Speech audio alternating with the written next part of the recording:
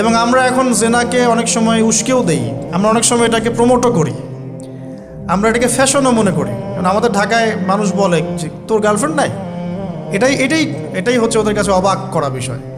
সবাই ঘুরে, ঈদের দিন তুই ঘুরতে পারিস না? আমাদের ফ্যামিলির মধ্যে একজন বলতেছে তার মেয়েকে, সবাই ঈদের দিনে বাইরে যায়, তুই যেতে পারস না?